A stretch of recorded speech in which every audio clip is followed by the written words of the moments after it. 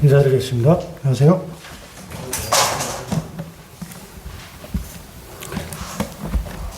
오늘은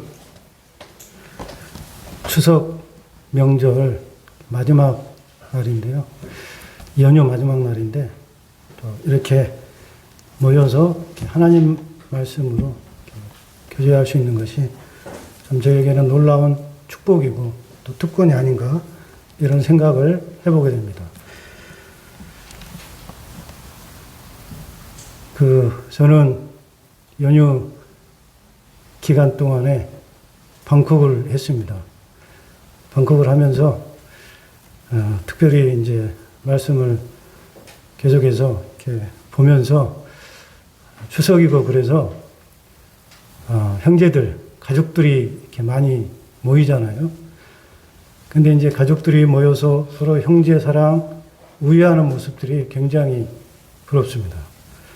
그래서 저도 오늘 형제 사랑, 형제 우애, 또 어떻게 형제들과 잘못이 있을 때 용서하고 또 서로 이렇게 사랑할 수 있는가 이런 부분들을 생각하면서 교제를 나누도록 하겠습니다. 히브리서 13장 보겠습니다. 히브리서 13장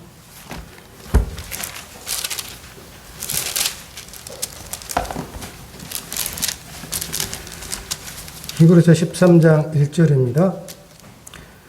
형제 사랑하기를 계속하고 손님 대접하기를 잊지 말라. 이로써 부지 중에 천사들을 대접한 이들이 있었느니라. 너희도 함께 갇힌 것 같이 갇힌 자를 생각하고 너희도 몸을 가졌은즉 학대받는 자를 생각하라. 로마서로 한번 가보겠습니다. 로마서 12장입니다.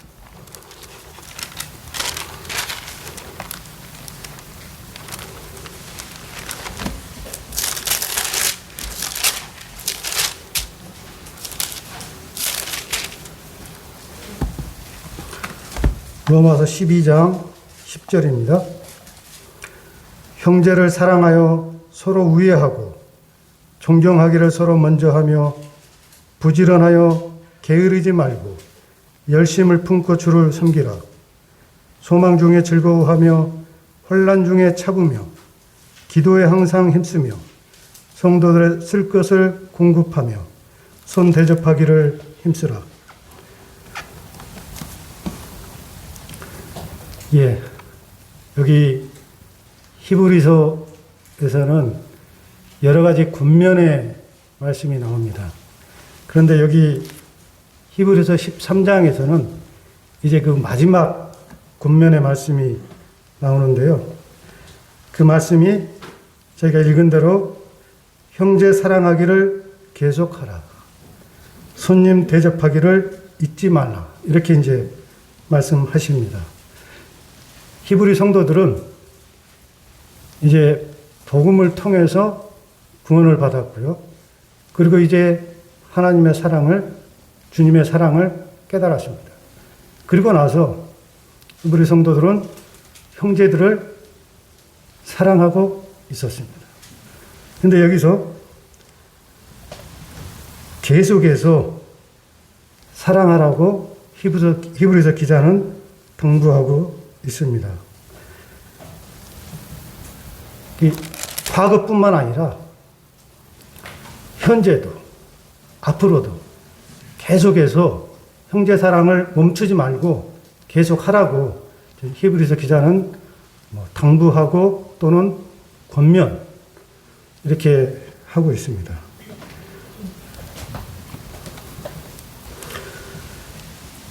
주님께서 저희를 이제 교회로 삼으시고 또 교회로 모이게 하셨습니다. 이제 교회로 모이게 하시면서 가장 큰 계명 중에 하나가 있다면 하나님의 사랑일 것입니다. 그 주님께서 잡히시기 전날 밤에 이제 마지막 유월절을 제자들과 함께 하십니다. 제자들과 함께 하시면서 이제 제자들에게 말씀하신 그 말씀을 기억합니다. 그 말씀이 이제 요한복음 13장에 나오는데요. 내가 너희를 사랑한 것 같이 너희도 서로 사랑하라. 이렇게 말씀하셨습니다. 그리고 에베소서 4장에 이렇게 보게 되면 성령이 하나 되게 하신 것을 힘써 지키라. 이렇게 말씀하셨는데요. 세상에서는 우리가 하나가 되자. 이제 이런 구호들을 하게 됩니다. 이제 서로 사상이 다르고 또 생각이 다르고 또 여러 가지가 다릅니다. 그런데 그들이 세상이 우리가 뜻을 합하여 하나가 돼서 하나로 뭉치자. 이것이 이제 세상이 주장하고 그들이 외치는 것입니다. 이것이 그들이 말하는 협력, 공생, 연합인 것이죠. 그러나 교회는 그렇지 않습니다. 교회는 성경에서 이미 성령님께서 하나가 되게 하셨다라고 이렇게 말씀하고 있습니다. 이것을 힘써 지키라고 이렇게 주문하고 있는데요. 힘써 지키라고 하는 것은 적극적으로 정말 힘을 써서 이것을 지켜야 할 것을 말씀하고 있습니다. 하나가 돼서 힘써 지키는 것은 그냥 가만히 있으면 되는 것이 아니고요. 여기에 있는 표현대로 힘써 지키라. 이것은 적극적인 표현의 말씀이거든요. 그러할 때 여기서 이제 강조점은 힘써 지키는 것입니다.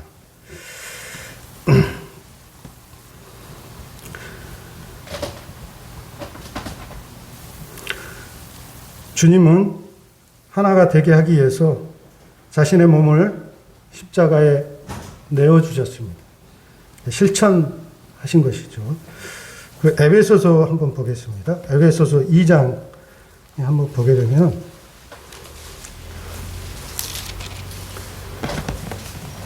(2장 14절) 그는 우리의 화평이신지라 둘로 하나를 만드사. 그리고 이제 15절 그 중간쯤 보게 되면은 이는 이 둘로 자기 안에서 한 세 사람을 지어 화평하게 하시고, 또 16절에도 또 십자가로 이 둘을 한 몸으로 하나님과 화목하게 하려 하심이라. 또 내려오셔서 18절에 보면 이는 그로 말미암아 우리 둘이 한 성령 안에서 아버지께 나아감을 얻게 하려 하심이라. 여기 네 구절에서 네 번에 걸쳐서 둘이란 단어가 언급되고 있습니다. 둘로, 둘이. 여기 둘이라고 하는 것은 의미는 이방인과 유대인과 이방인을 가리키고 있습니다. 주님의 십자가로 유대인과 이방인이 한 몸인 교회로 이렇게 세워주신 것을 말씀하고 있는 것입니다. 그래서 주님의 십자가로 한 몸인 주님의 몸된 교회로 들어와서 그 안에서 하나님과 화목을 이루게 된 것입니다. 갈라디아서 3장 28절에 이제 이런 말씀이 있습니다. 저희가 이제 잘 아는 말씀인데요. 너희는 유대인이나 헬라인이나 종이나 자유인이나 남자나 여자나 다 그리스도 예수 안에서 하나이니라. 이 교회는 어떤 빈부, 기촌 이런 것이 아닌 그런 차별을 두어서는 안 됩니다. 어떤 동양인, 서양인 이런 어떤 인종의 차별이 있을 수 없고요. 또 뭐 잘 살고 못 살고 또 많이 배우고 적게 배우고 이런 차별이 있어서는 안 된다. 그리스도 안에서는 한 몸으로서 하나가 되었다. 그러므로 교회는 모든 성도들이 주님 안에서 동등하게 이렇게 하나로서 교제할 수 있는 것을 제가 이런 말씀을 통해서 보게 됩니다. 그러면은 구약 말씀으로 가서 교제를 좀 계속 이어가도록 하겠습니다.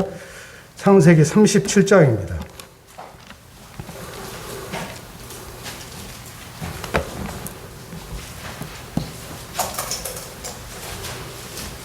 창세기 37장 좀 성경을 좀 읽어드리겠습니다. 37장 1절부터 좀 읽어드리겠습니다. 야곱이 가나안 땅, 곧 그의 아버지가 고리하던 땅에 거주하였으니 야곱의 족보는 이러하니라. 요셉이 17세의 소년으로서 그의 형들과 함께 양을 칠 때 그의 아버지 아내들 비라와 실바의 아들들과 더불어 함께 있었더니 그가 그들의 잘못을 아버지에게 말하였더라. 요셉은 노년에 얻은 아들이므로 이스라엘이 여러 아들들보다 그를 더 사랑함으로 그를 위하여 채색 옷을 지었더니 그의 형들이 아버지가 형들보다 그를 더 사랑함을 보고 그를 미워하여 그에게 편안하게 말할 수 없었더라. 요셉이 꿈을 꾸고 자기 형들에게 말하며 그들이 그를 더욱 미워하였더라. 요셉이 그들에게 이르되 청하건대 내가 꾼 꿈을 들으시오. 우리가 밭에서 곡식단을 묶더니 내 단은 일어서고 당신들의 단은 내 단을 둘러서서 절하더이다. 그의 형들이 그에게 이르되 내가 참으로 우리의 왕이 되겠느냐, 참으로 우리를 다스리게 되겠느냐 하고 그의 꿈과 그의 말로 말미암아 그를 더욱 미워하더니 요셉이 다시 꿈을 꾸고 그의 형들에게 말하여 이르되 내가 또 꿈을 꾼즉 해와 달과 11별이 내게 절하더이다 하니라. 그가 그의 꿈을 아버지와 형들에게 말하며 아버지가 그를 꾸짖고 그에게 이르되 내가 꾼 꿈이 무엇이냐, 나와 내 어머니와 내 형들이 참으로 가서 땅에 엎드려 내게 절하겠느냐. 그의 형들은 시기하되 그의 아버지는 그의 말을 간직해 두었더라. 뒤로 좀 넘기셔서요.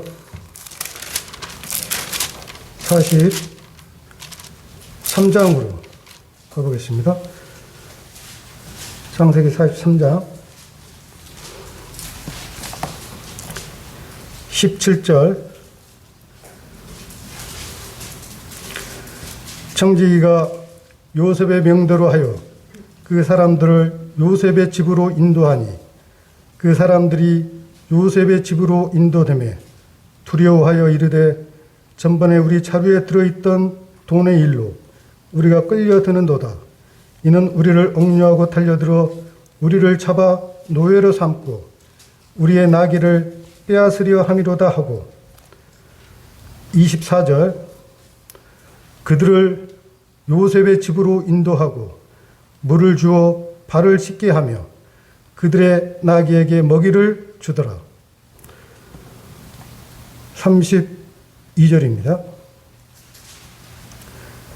그들이 요셉에게 따로 차리고 그 형제들에게도 따로 차리고 그와 함께 먹는 애굽 사람에게도 따로 차리니 애굽 사람은 히브리 사람과 같이 먹으면 부정을 입었음이었더라. 그들이 요셉 앞에 앉되 그들이 나이에 따라 앉히게 되니 그들이 서로 이상히 여겼더라. 요셉이 자기 음식을 그들에게 주되 베냐민에게는 다른 사람보다 5배나 주매 그들이 마시며 요셉과 함께 즐거워하였더라. 조금만 더 읽겠습니다. 44장입니다. 44장 11절입니다. 그들이 각각 급히 자루를 땅에 내려놓고 자루를 각기 푸니 그가 나이 많은 자에게서부터 시작하여 나이 적은 자에게까지 조사하며 그 잔이 베냐민의 자루에서 발견된지라. 그들이 옷을 찢고 각기 짐을 나귀에 싣고 성으로 돌아가니라. 예, 여기 창세기 37장 이유를 보게 되면 요셉과 그 형제들이 등장을 하게 됩니다. 근데 이것을 생각해 보면은 그리스도와 교회에 대해서 생각을 해볼 수 있고요. 또 하나는 요셉의 형제들의 관계를 생각해 볼 수 있다고 생각이 듭니다. 요셉은 저희가 잘 아는 대로 그리스도의 어떤 모형으로 제시된 이와 같은 인물입니다. 요셉의 생애를 이렇게 보게 되면 요셉의 생애가 시작할 때부터 어떤 시작의 중간지점 그리고 그 마지막 부분까지 참 요셉의 생애는 흠잡을 수 없는 참 간증을 잘 드러내는 이와 같은 모습을 볼 수가 있습니다. 그리스도인, 이제 하나님을 믿고 또 구원받고 믿음 생활을 하게 된 우리들은 이와 같이 처음부터 마지막까지 그 간증을 흩어뜨리지 않고 계속해서 믿음 생활하기가 사실은 쉽지가 않습니다. 근데 요셉은 그 생애 전체가 이렇게 믿음 생활이 변함없이 이렇게 주님을 온전히 드러내는 이와 같은 삶을 살았던 것을 보게 되고요. 저희가 신약 성경 보게 되면 디모데 후서의 4장에 보게 되면은 저희는 잘 압니다. 이 데마라는 사람이 나오잖아요. 이 데마가 이제 골로새서 4장 그 뒷부분에 보게 되면 그 사도 바울과 동역하는 그 명단이 거기에 기록이 되어 있습니다. 예, 사도 바울과 데마가 시작은 잘했습니다. 동역하고 돕고 이런 일을 잘 하다가 몇 년이 지나지 않아서 디모데 후서 4장에 보면은 세상을 사랑하여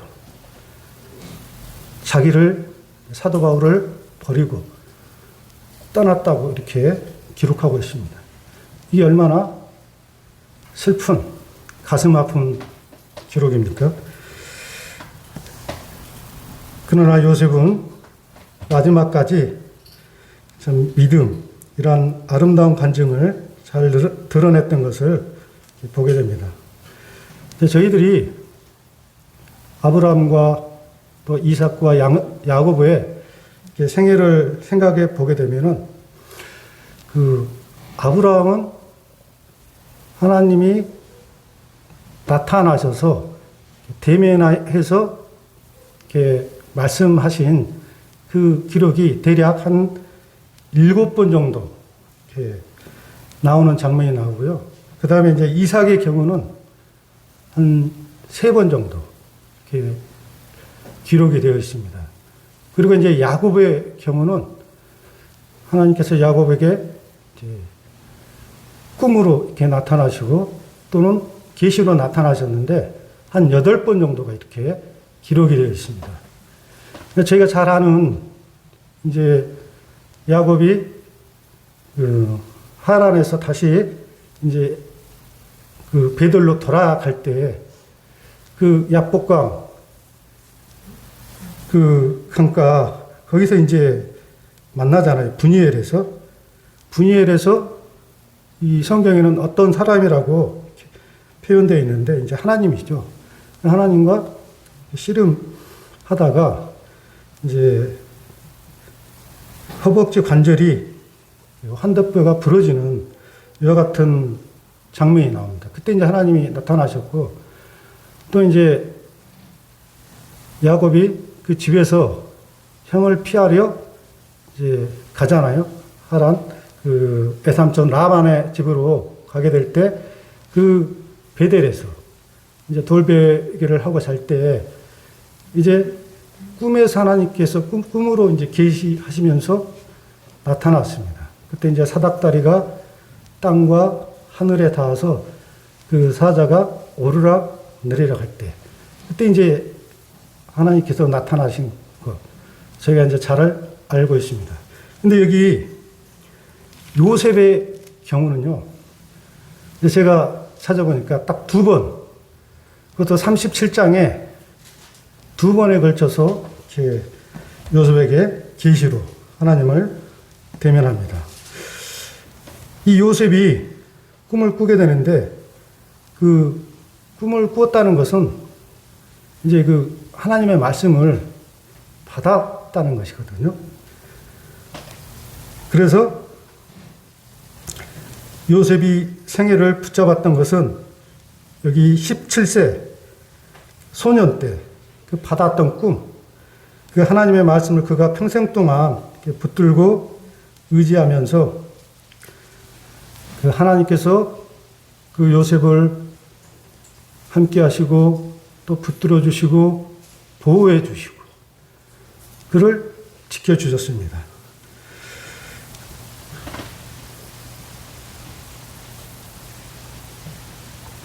요셉은 하나님의 뜻과 그 어떤 하나님의 대의를 위해서 여러 가지 고난과 어려움이 다가지만 꿋꿋하게 그 길을 걸어가는 모습을 저희가 보게 됩니다.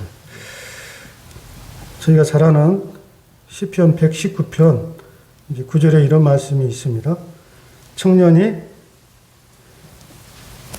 19편 9절 청년이 무엇으로 그 행실을 깨끗게 하리이까? 라고 했을 때 시편 기자는 주의 말씀을 지킬 따름이니이다. 이렇게 대답하고 있습니다.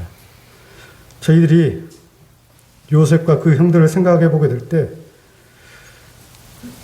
그 형들은 요셉을 미워했습니다. 왜 미워했냐?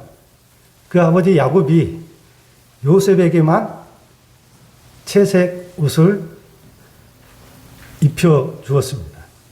그리고 또 하나, 저희가 잘 아는 대로 요셉이 꿈을 꾸고 그 꿈을 그 형들에게 얘기하고 또 그 부친 아버지에게 얘기했을 때 그 형들이 더욱 미워했던 것을 저희가 알 수 있습니다. 그런데 요셉은 그 형들에 대해서 전혀 그 미워하지 않았던 것을 저희가 알 수 있습니다.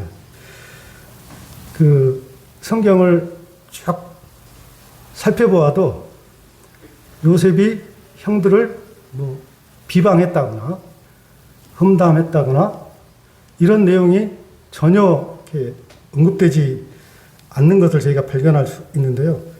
근데 이제 창세기 3장, 37장 2절에 보게 되면 이런 기록이 있습니다. 요셉이 형들의 잘못에 대해서 아버지 야곱에게 얘기하는 이와 같은 장면이 나옵니다. 사람들은 이 장면을 보면 요셉이 형들의 잘못을 아버지에게 과자질했구나. 이렇게 이제 대부분 사람들이 이렇게 얘기합니다. 근데 절대로 그렇지 않습니다. 왜냐하면 요셉은 의도가 있었습니다. 형들을 깎아내리려는 것이 전혀 없었고요.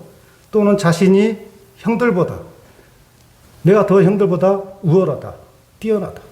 그런 마음도 전혀 없었습니다. 요셉이 마음속에 있었던 것은 그 아버지의 이름이 땅에 떨어지는 것. 이것을 걱정했던 것입니다. 요셉은 어린 나이였습니다. 17세. 생각해 보십시오. 여기 다 17세 이상이잖아요. 어린 나이였지만 아버지에 대한 아주 깊은 애정이 있었습니다. 아버지 이름이 땅에 떨어지는 것에 대해서 굉장히 염려하고 걱정을 했습니다.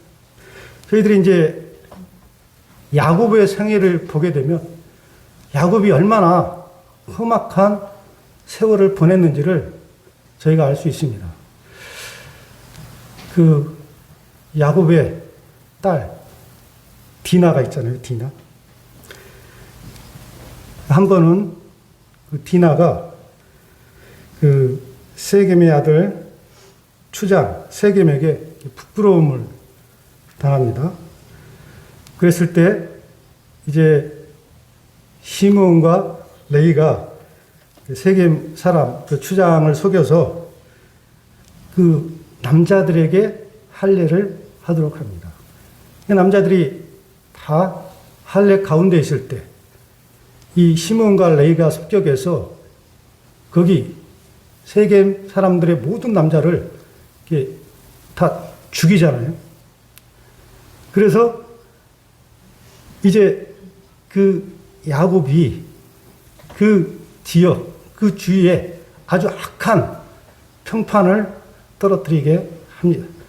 그리고 성경에는 뭐라고 이렇게 기록되어 있냐면은, 한 34장에 나오는데요. 성경은 악취를 나게 하였다.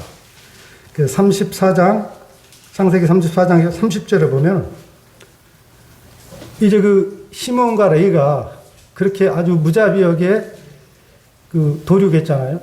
세겜 성에 사는 남자들을 이렇게 죽여서 여기 표현대로 악취, 아주 더러운 냄새, 썩은 냄새가 나게 하는 그런 일을 했습니다. 이것은 아버지의 이름을 땅에 떨어뜨리는 그와 같은 행동이었습니다. 그리고 또 나옵니다. 창세기 35장에 보면은 야곱의 장자 루벤이 나옵니다. 루벤도 해서는 안 돼. 그와 같은 부끄러운 일을 하게 됩니다.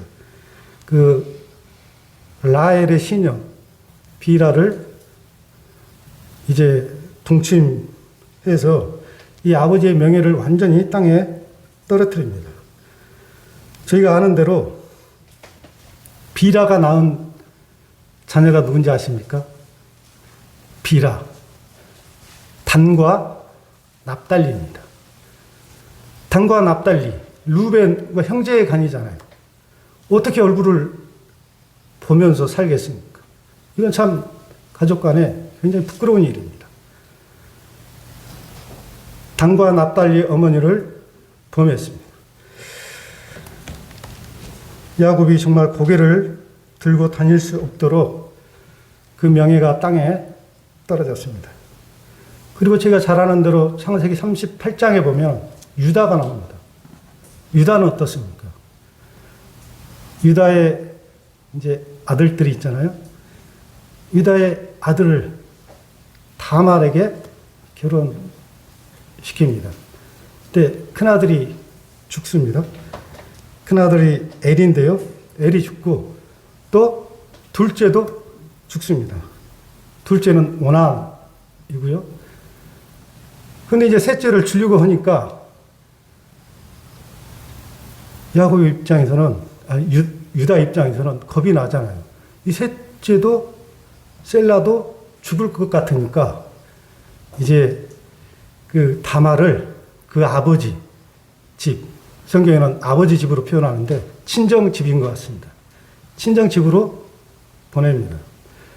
그리고 이 셀라가 장성했는데도 이제 다말을 아내로 주지 않는 거예요.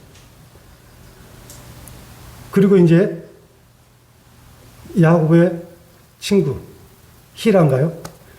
히라가 이제 그 딥나에서 양털을 깎게 되었습니다. 그 소식을 듣고 이제 다말이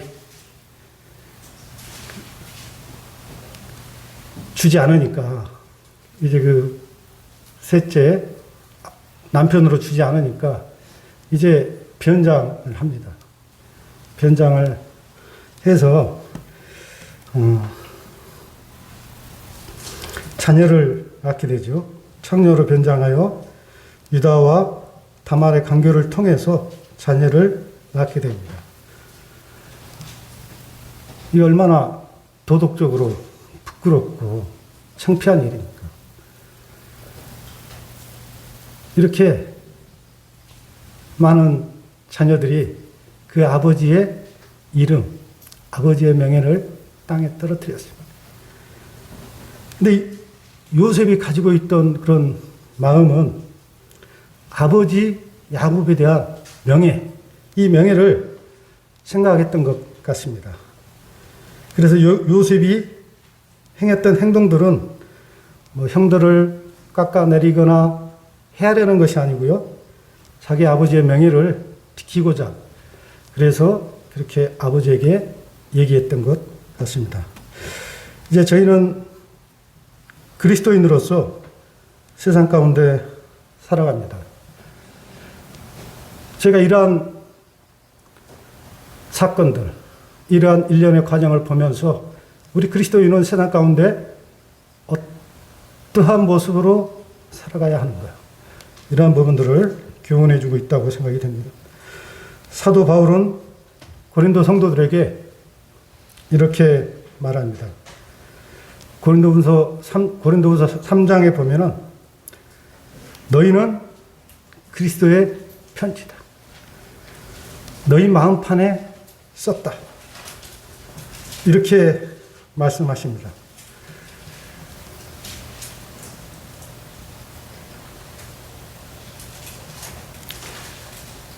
세상 사람들은 성경을 잘 이렇게 보지 않습니다. 성경을 읽지 않습니다. 그 대신에 무엇을 봅니까? 그리스도인의 삶을 주목하면서 보는 것입니다. 이 사람들이 어떻게 사는가? 그러면서 세상 사람들이 판단하는 것입니다. 아, 이 사람들이 정말 하나님을 믿는구나. 아, 이 사람들은 그렇지 않는구나. 이렇게 판단을 하는 것입니다.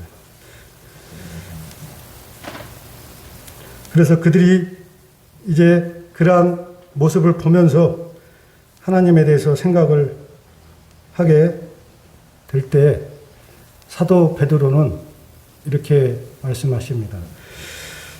베드로서 3장 15절에 보면은 너희에게 소망의 이유를 묻는 자들에게 항상 대답할 것을 준비하라. 이렇게 말씀하십니다. 세상 사람들이 그리스도인들을 보고 아, 정말 나도 당신과 같은 사람이 되고 싶다. 당신과 같이 하나님을 믿는 사람이 되고 싶다. 그러할 때 그들이 이제 묻는 것입니다. 묻게 될 때 우리는 복음에 대해서 항상 준비해서 대답할 것을 대답을 해줘야 됩니다. 그들의 질문에 대해서 우리가 대답을 해줘야 되는 것입니다. 요셉은 아버지 명예에 대해서 늘 인식하고 있었고요. 이제 형들에 대해서 악의가 전혀 없다고 하는 것을 우리가 어떻게 알 수가 있겠습니까? 이제 요셉이 형들에 대해서 어떤 사심이 없다는 것을 어떻게 알 수가 있냐면 이 부분들을 한번 생각해 보겠습니다. 아버지 야곱이 요셉을 이제 형들에게 보내잖아요. 그것도 거리가 가까운 거리가 아닙니다. 꽤 먼 거리입니다. 형들과 양떼들이 잘 있는지 그걸 보고 오라고 보냅니다. 만약에 형들이 요셉을 미워하는 줄 알았다면 어떻게 보냈겠습니까? 절대 보내지 않았을 것입니다. 야곱은 그 형들이 요셉을 미워한 줄을 전혀 몰랐습니다. 왜 몰랐겠습니까? 생각해 보십시오. 그 아버지 야곱은 그 형들이 요셉을 미워한지 몰랐어요. 왜 몰랐겠어요? 요셉은 형들에 대해서 조금도 비방하거나 원망하거나 또는 부정적인 얘기를 한 적이 없습니다. 그래서 아버지 야곱은 전혀 그 부분에 대해서 생각을 못했던 것 같습니다. 사랑하는 아내 라헬을 사랑했잖아요. 야곱은. 또 라헬을 통해서 낳은 아들이 요셉과 베냐민. 그 사랑하는 아들을 멀리 보낼 때 형들이 미워한 줄 알았다면 보냈겠습니까? 보낼 수 없습니다. 그래서 전혀 야곱은 그 형들이 요셉을 미워한 줄 몰랐었고요. 이제 결국에는 심부름을 보내게 됩니다. 이제 형들이 동생이 오는 것을 보게 되죠. 멀리서 오는 것을 보게 되고, 이제 결국에는 은 20에 미디안 상인들에게 팔게 됩니다. 그리고 이제 또 결국에는 그 애국 바로의 시대장 그 보디발에게 팔리게 됩니다. 보디발의 집에서 섬길 때요, 여호와께서 요셉과 함께 하셨고 또 형통케 하심을 그 주인이 그것을 보게 되었습니다. 그래서 주인이 모든 소유를 이 요셉에게 맡기게 되죠. 성경에는 가정충무라고 이렇게 기록하고 있습니다.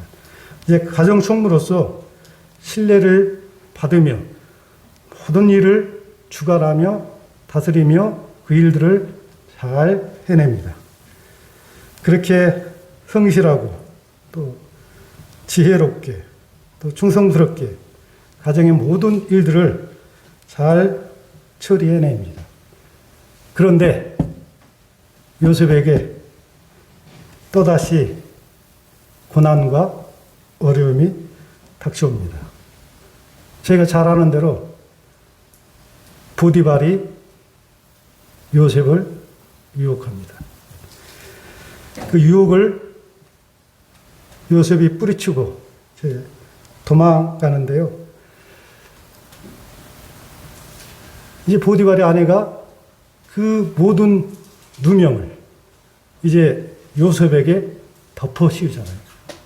참 아무런 죄가 없는데 우리 주님처럼 아무 죄가 없이 다시 감옥에 갇히게 됩니다. 감옥에 갇히게 되어서 그 감옥에 제가 잘 아는 대로 술 맡은 관원장, 떡 굽는 관원장, 이 관원장을 잘 섬깁니다. 이 섬기는 과정을 보면 참 놀랍습니다. 요셉이 술 맡은 관원장과 떡 굽는 관원장을 섬기는 과정을 보면 참 놀라운데요. 요셉도 그 죄수들과 동일한 어떤 신분이잖아요. 일단 그 안에서는 죄수의 입장입니다. 그래서 자기 몸도 이렇게 뭐랄까요, 자기 일도 돌보기 힘듭니다. 우리나라의 속담은 자기 코가 석자인데 자기 일도 하기 힘드는데 어떻게 다른 사람들의 일을 살피고 돌볼 수가 있습니까? 이건 참 놀라운 관정이 아닐 수 없습니다. 사람들은 먼저 자기를 살피잖아요. 다른 사람들을 살피기 어렵습니다. 왜냐하면 자기 일도 해결하기 바쁘니까. 이게 일반적입니다.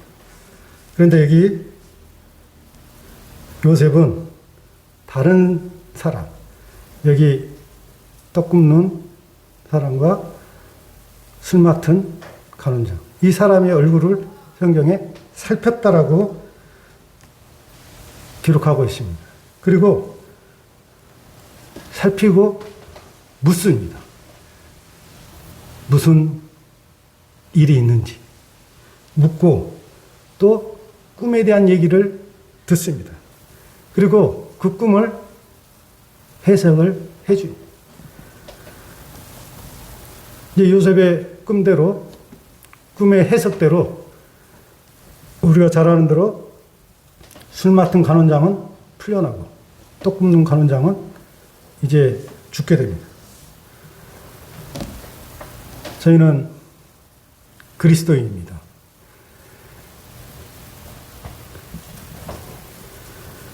그리스도인들은 우리도 이제 세상에 바쁘잖아요. 바빠서 직장도 다니고 기타 이것저것 할 일이 굉장히 많습니다.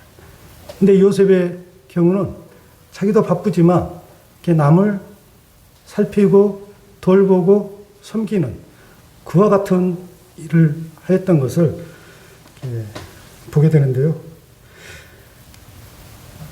우리는 기본적으로 그리스도인들은 우리의 안전이나 우리의 행복이나 우리의 미래를 우리 스스로 책임지는 자가 아닙니다. 우리는 그러한 능력도 지혜도 없는 자입니다. 성경에서 성도들을 양으로 이렇게 비유했는데요. 양은 짐승들 가운데서 가장 연약한, 취약한 동물 중에 하나입니다. 적의 공격으로부터 방어할 방어할 능력이 없습니다. 공격하면 그냥 공격당해서 죽습니다. 양은 목자가 없으면 죽을 수밖에 없습니다. 동물의 왕국 같은 거 다큐멘터리 가끔 보게 되면 맹수들, 사슴이나 얼룩말 이런 것은 밥입니다. 밥. 사자 같은 경우는 협력해서 이렇게 사냥하는데 참 너무 잔인할 정도로 그런 경우를 이제 가끔 보잖아요.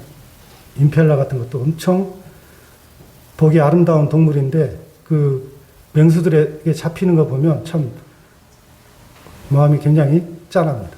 안타깝습니다. 양은 이와 같이 아무런 힘도 없고 능력도 없고 방어력도 없습니다. 반드시 목자가 필요한 것을 저희가 이제 알 수가 있는데요. 만약에 양이 자기 자신을 돌봐야 하겠다. 스스로 생각하고 또 준비하고 혼자 힘으로 세상을 살아갈 수 있겠습니까? 살아갈 수가 없습니다. 세상에 나가다는 한순간, 순식간에 이 맹수의 밥이 될 것입니다. 양의 안전과 행복은 전적으로 목자 대신 우리 주님에게 달려 있습니다.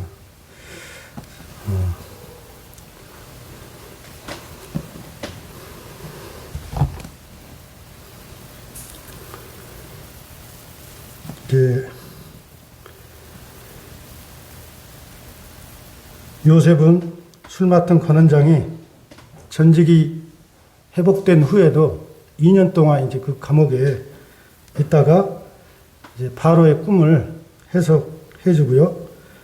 이제 30세에 드디어 애굽의 총리로 세움을 받습니다.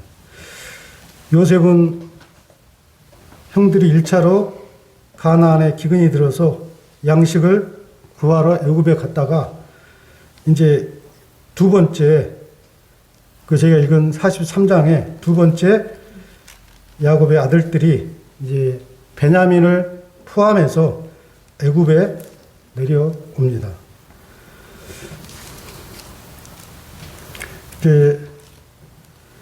요셉이 그 형제들을 자기 집으로 이렇게 초대해서 인도에서 형제들과의 관계를 해결하는 장면이 저희가 읽었던 43장입니다. 43장으로 좀 가보겠습니다. 창세기 43장.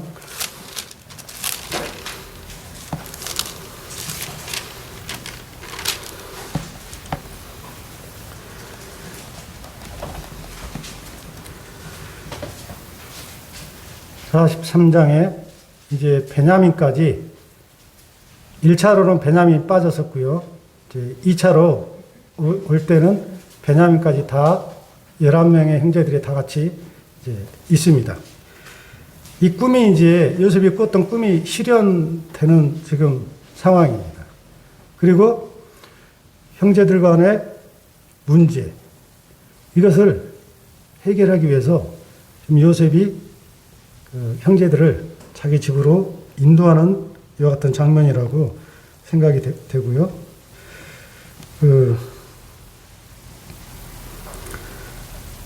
이제 형들은 그 운명이 요셉의 손에 달려 있습니다. 근데 어떤 그 권한, 요셉이 총리로서 가지고 있던 그 권한을 어떤 원수를 갚는다든가 보복을 한다든가 이런 것에 사용하지 않고요. 형제들 간의 관계를 회복하는데 그 권한을 사용합니다. 어떻게 사용합니까?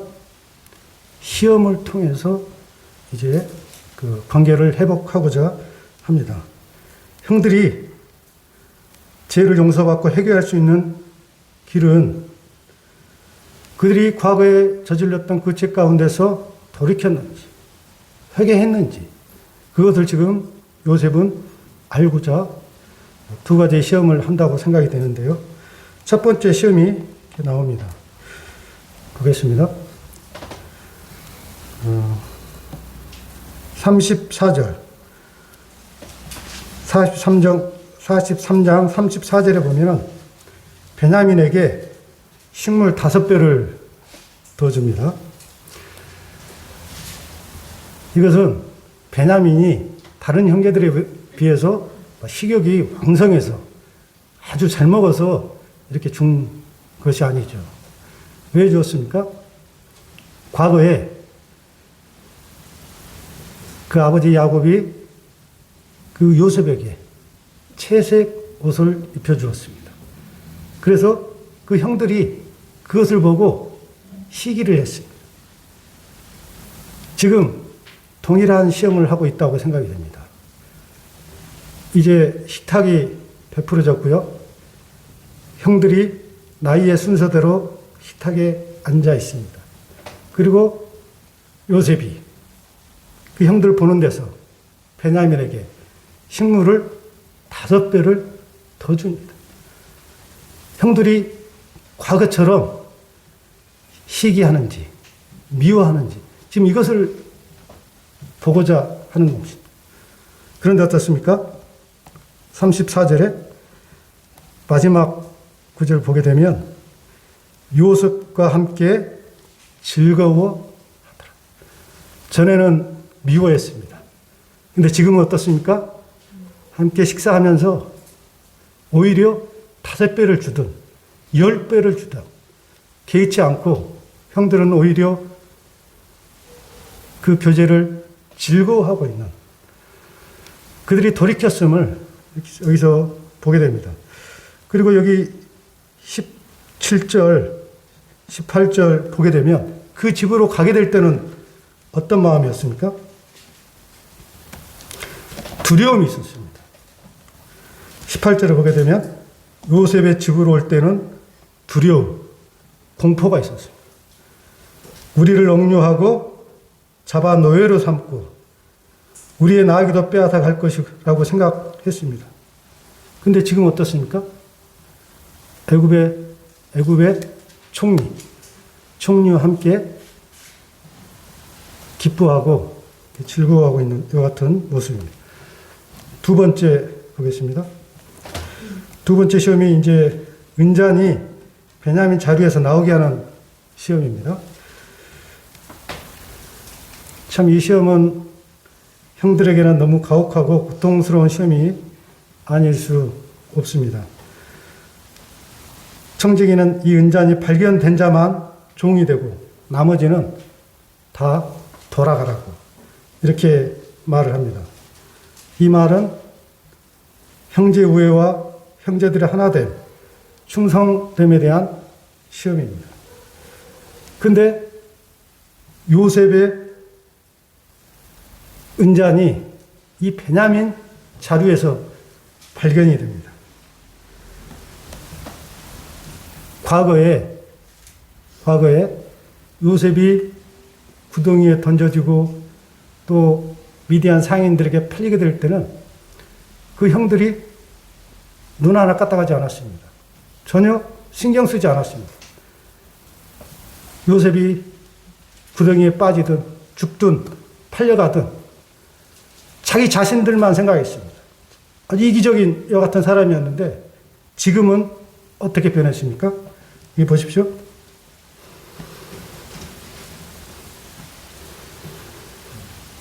여기 모든 형들이 베냐민 자루에서 은잔이 나오자 각자의 옷을 찢고 슬픔 가운데 성으로 다시 돌아온. 그들이 가지 않습니다. 전에는 갔겠죠. 아이, 베냐민 뭐 죽든지 말든지 상관할 바 아니야. 그냥 나만 잘 되면 되죠. 갔을 것입니다. 근데 지금은 옷을 찢었습니다. 그 아버지 야곱이 그 피 묻은 그 옷을, 채색 옷을 받을 때 그 야곱이 요셉을 잃었다고 생각했을 때 그때 옷을 찢고 정말 슬픔 가운데 있었던 그와 동일한 지금 모습을 지금 이 형제들이 하고 있는 모습이거든요.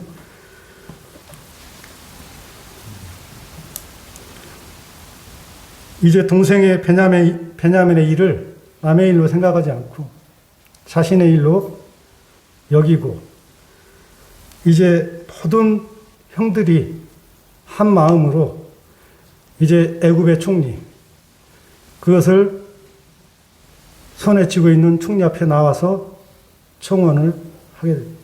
그 청원을 하게 될 때 제가 아는 대로 그 형제들의 어떤 대표라고 할 수 있는 대표로 유다가 청원을 합니다. 유다의 간청이 나오죠. 시간이 됐기 때문에요. 간단히 유다의 간청이 참 눈물겹습니다. 그 아버지에 대한 애정, 또 그 베냐민에 대한 애정이 이 간청 속에 아주 녹아 있습니다. 그 간청을 할 때 그 형제들은 물론이고 저도 이 간청을 들을 때 마음이 울림이 왔습니다. 이게 바로 형제 사랑이구나. 하나가 되었구나. 이제 회복이 된 것입니다. 간청 속에. 그 간청을 하나만 읽어드릴까요? 하지만 시간이 됐지만 그 44장 30절 아버지의 생명과 아이의 생명이 서로 하나로 묶여 있거늘 이제 내가 주의 종 우리 아버지에게 돌아갈 때 아이가 우리와 함께 가지 아니하면 아버지가 아이의 없음을 보고 죽으리니 이같이 되면 종들이 주의 종 우리 아버지가 흰머리로 슬퍼하며 스올로 내려가게 함이니이다. 쭉 계속 감동적인데요. 시간상. 이와 같이 간청을 했을 때 그것을 듣고 있던 요셉이 그 감정을 억누르다가 터졌어요. 사람들을 그 집에서 다 쫓아내고 이제 자신의 정체를 형들에게 알리고 크게 소리내어 울었습니다. 한글 개역성경에는 대성통곡했다고 나와 있는데요. 이제 모든 관계가 회복되어서 이제 사랑 안에 하나가 된 것을 저희가 이제 이와 같은 가정을 통해서 볼 수 있습니다. 서로 용서하고 이제 서로 우애하고 사랑 가운데 거하는 이와 같은 요셉의 형제들의 관계를 통해서 우리도 교회도 이와 같이 교회로 모이는 교회가 서로 용서해주고 주님의 사랑 안에 거하게 될 때 참 요셉의 아버지 되신 야곱이 기뻐했던 것처럼 우리의 아버지 되신 하나님께서 얼마나 기뻐하실까. 그리고 우리 아버지 되신 하나님의 그 명예가, 그 이름이 영화롭게 될 것입니다. 감사합니다. 마치겠습니다.